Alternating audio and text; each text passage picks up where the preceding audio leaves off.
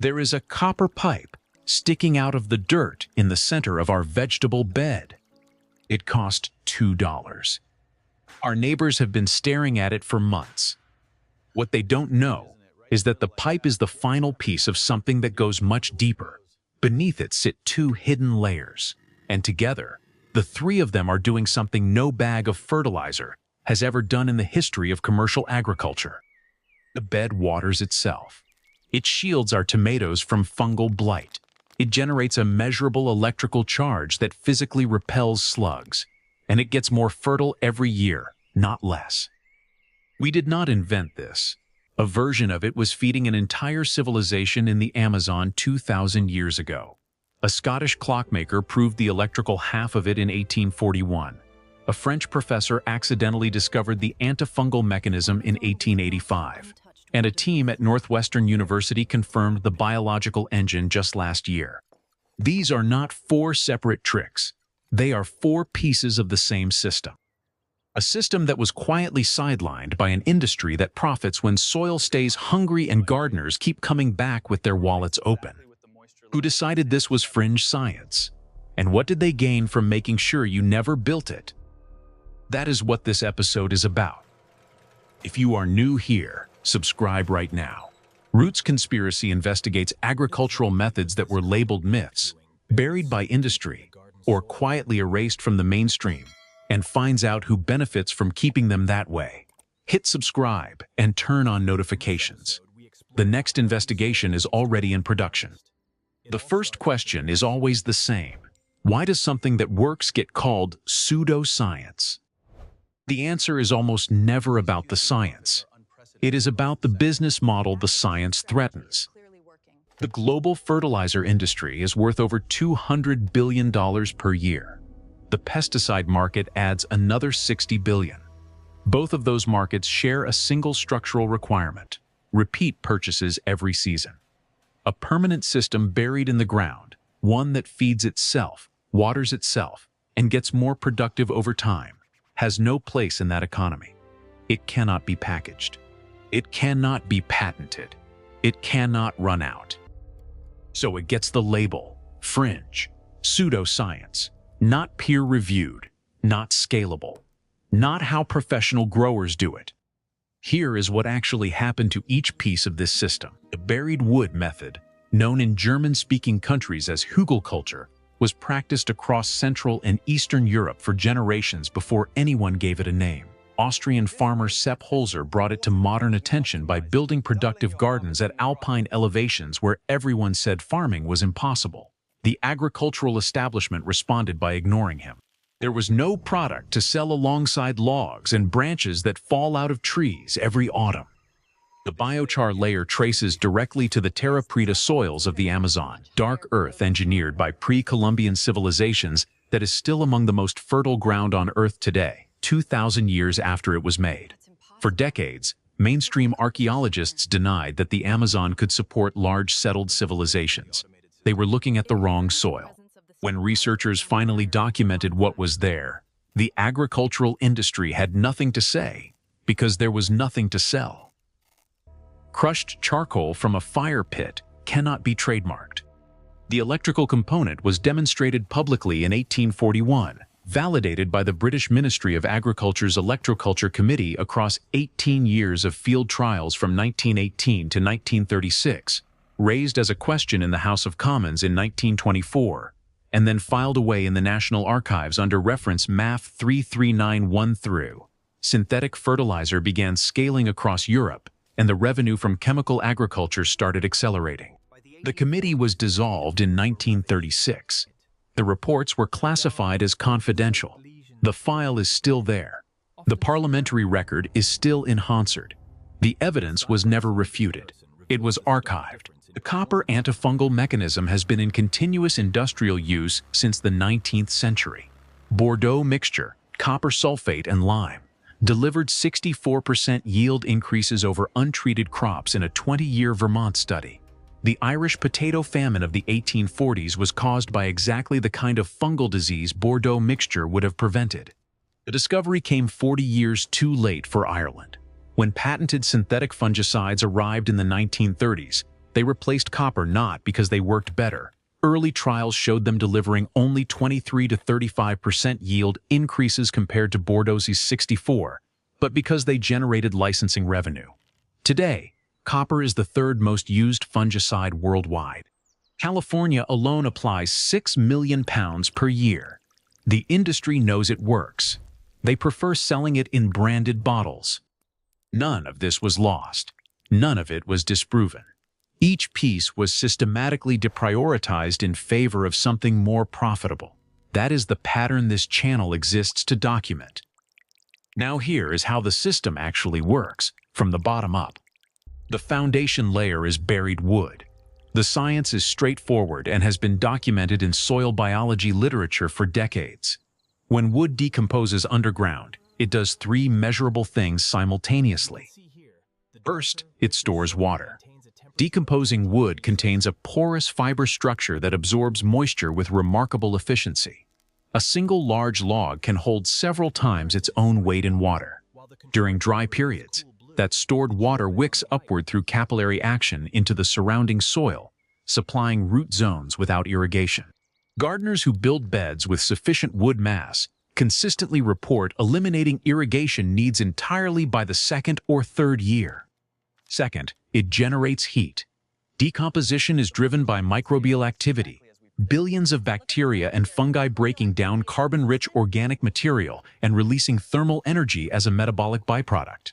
The temperature inside an active decomposing bed runs measurably warmer than the surrounding ground. That difference advances planting season in spring and extends it into autumn.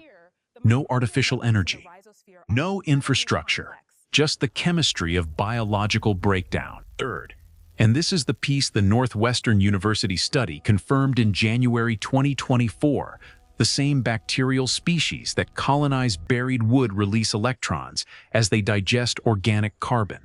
The research team described it as a dirt-powered fuel cell. The device they built harvested those electrons and converted them to usable electrical current. It outlasted comparable soil energy technologies by 120%. The lead researcher stated that as long as organic carbon exists in the soil for microbes to break down, the output could theoretically continue indefinitely. What is a buried log? Organic carbon. What are decomposing bacteria doing to it? Releasing electrons. What do electrons flowing through a conductive medium create? Current. The wood in your garden bed has been functioning as a biological battery since you buried it. Every forest on Earth runs on this same process. Nobody packaged it because nobody could sell it. Wood alone, however, has a problem. The nutrients it releases as it breaks down are water-soluble. Rain carries them down through the soil profile and out of reach of plant roots before they can be absorbed. The fertility leaks unless something is in place to catch it. That is what the second layer does. Biochar, charcoal that has been crushed and charged with nutrients before burial, is the catch mechanism. Under a microscope, a gram of wood-based biochar looks like a honeycomb of tunnels and chambers carved into pure carbon. That structure creates up to 300 square meters of internal surface area per gram. Every one of those surfaces carries a strong negative charge, what soil scientists call a high cation exchange capacity. In plain language, the charcoal acts like a magnet for positively charged nutrient ions. Calcium, potassium, ammonium, zinc, magnesium, all positively charged in soil solution, are attracted to the biochar surface and held there instead of washing away in the next rain event. The root zone retains what would otherwise be lost. The pores also serve as permanent habitat for the same microbial communities that drive decomposition in the wood layer below. Bacteria and fungi colonize the tunnels, multiply, and continue processing organic matter at an accelerated rate. Studies from multiple countries confirm that biochar increases soil electrical conductivity, relevant because a more conductive medium strengthens every electrochemical process happening around it. This is where the Amazon data becomes impossible to dismiss. Terra preta soils, intentionally engineered by pre-Columbian Amazonian civilizations using crushed charcoal, kitchen scraps, fish waste, and manure, are still measurably more fertile than surrounding jungle floor today. 2,000 years after they were made. The fertile layer runs up to 2 meters deep. It contains 3 to 18 times more carbon than adjacent soil. Brazilian villagers still mine it and sell it as premium potting soil. The soil regenerates itself. As organic matter falls on the surface, the microbial community in the biochar matrix processes it and incorporates it into the existing structure. Fertility compounds rather than declining. That is the opposite of every annual fertilizer purchase the commercial market depends on. The third layer is the copper pipe. It sits in the root zone, buried vertically in the center of the bed with 4 to 6 inches above the soil line. Here is what it does, documented separately across 3 centuries of independent research. The copper surface corrodes slowly in moist, slightly acidic soil, which describes most productive vegetable beds. This releases copper ions into the immediately surrounding soil. Those ions do 3 things simultaneously. Copper is an essential plant micronutrient required for chlorophyll production, enzyme activation, and the lignin synthesis that strengthens cell walls. Plants with adequate copper resist fungal penetration more effectively. Tomatoes, beets, carrots, onions, and spinach all have above-average copper requirements. The pipe delivers the micronutrient directly to the root zone in the ionic form plants absorb. The same copper ion release creates a localized antimicrobial zone around the pipe. This is the identical mechanism Pierre-Marie Alexis Millardet identified in a Bordeaux vineyard in 1885, when he observed that grapevines painted with copper sulfate to deter thieves were the only vines surviving a fungal plague that destroyed every untreated row around them. His published mixture became the first modern fungicide. A 20-year Vermont study on potato crops documented 64% yield increases over untreated controls. The exposed section of the pipe above the soil line acts as a passive slug barrier. This is not gardening folklore. Christopher Columbus's ships had their hulls sheathed in copper in the late 1400s to prevent wood-boring mollusks from destroying the timber. The British Navy standardized copper hull sheathing across its entire fleet by 1780. The electrochemical reaction that protected a warship's hull is the same reaction that stops a slug at your garden's edge. Slugs use a copper-based protein called hemocyanin to transport oxygen. When a slug's mucus contacts copper, the dissolved salts act as an electrolyte. The copper acts as one electrode. The slug's body acts as the other. The contact generates between half a volt and 1 volt through the animal, roughly 2/3 of an AA battery. The slug retracts and does not return. 1 pipe, 3 proven mechanisms, 0 recurring cost. The build is straightforward. 3 materials are required before breaking ground. First, untreated hardwood, logs, branches, anything without paint, stain, varnish, or chemical preservative. Oak, maple, birch, fruit wood, and alder all work well. Avoid black walnut, which releases juglone, a compound toxic to tomatoes, peppers, eggplant, and most other garden vegetables. Avoid cedar and redwood, which decompose too slowly to drive the biological processes reliably. Second, lump hardwood charcoal, available at any grocery or hardware store. Never use briquettes. They contain binders, fillers, and lighter fluid compounds that have no place in a food garden. Before burying any biochar, charge it. Fresh charcoal has a massive, chemically hungry surface area that will absorb nutrients from surrounding soil and temporarily starve your plants instead of feeding them.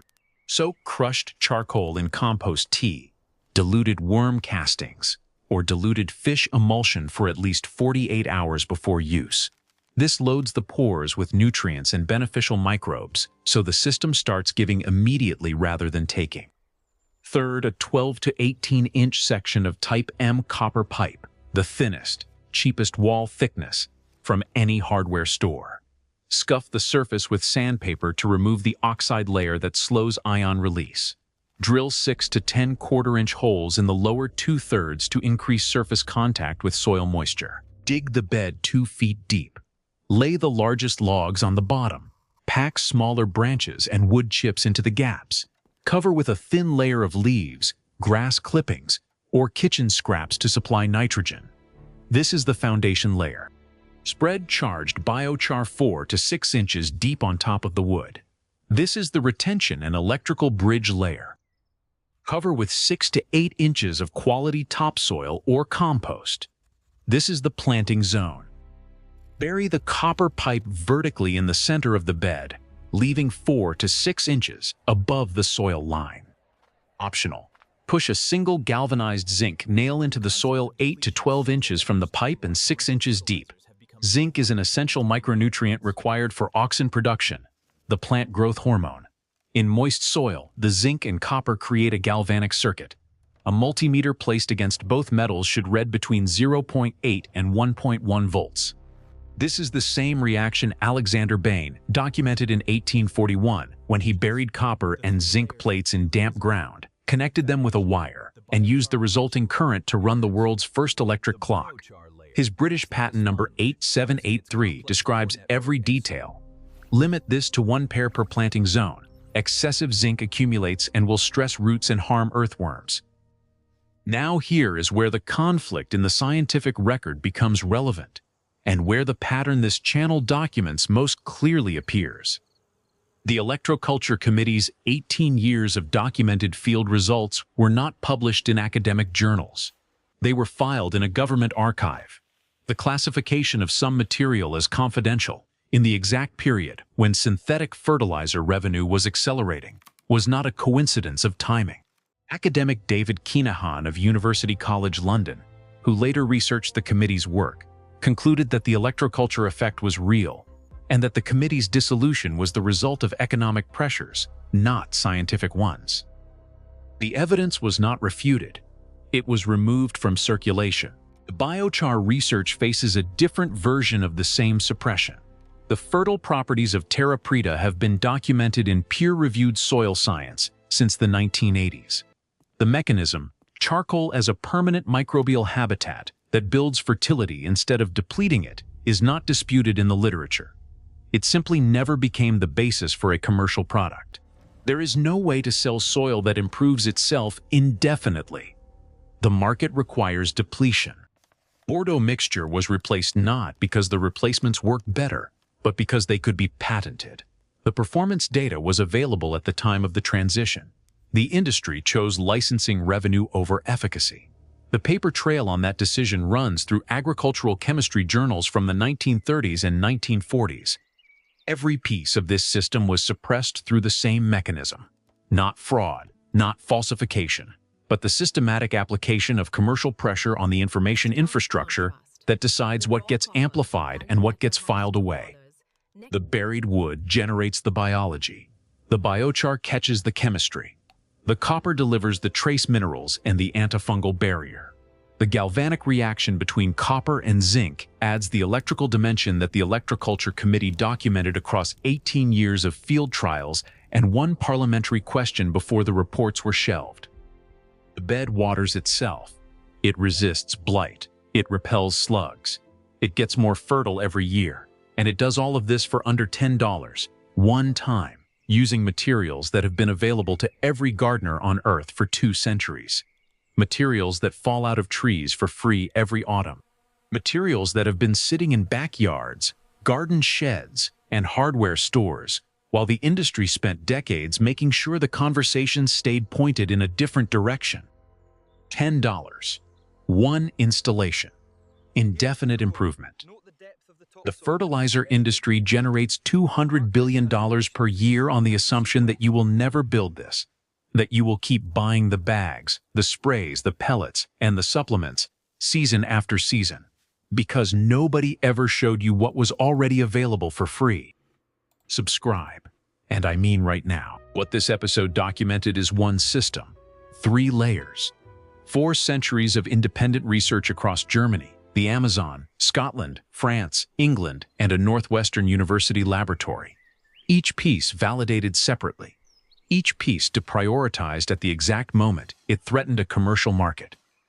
Each piece still sitting in the historical record, in government archives and university journals, waiting for anyone willing to go looking. There are more systems like this. More methods with documented histories, peer-reviewed mechanisms, and suppressed paper trails. We find them, trace them back to the moment they were sidelined, and show you exactly how to build them. One investigation at a time. One question always: who decided this doesn't work? And what did they gain from you believing that? If that question matters to you, subscribe, turn on notifications, share this with someone who is about to spend $60 this season on products that a $2 copper pipe and a bag of charcoal already outperform. Drop a comment. Are you building this? Which layer are you starting with? I read every single one. The next episode pulls back the curtain on the most suppressed irrigation method in agricultural history, used for 3,000 years in the driest desert on Earth, tested against modern drip irrigation by a university research team, found to use 70% less water with equal or better yields, and buildable for under $5 from a single piece of unglazed clay. The Spanish burned every manual they could find. You do not want to miss it.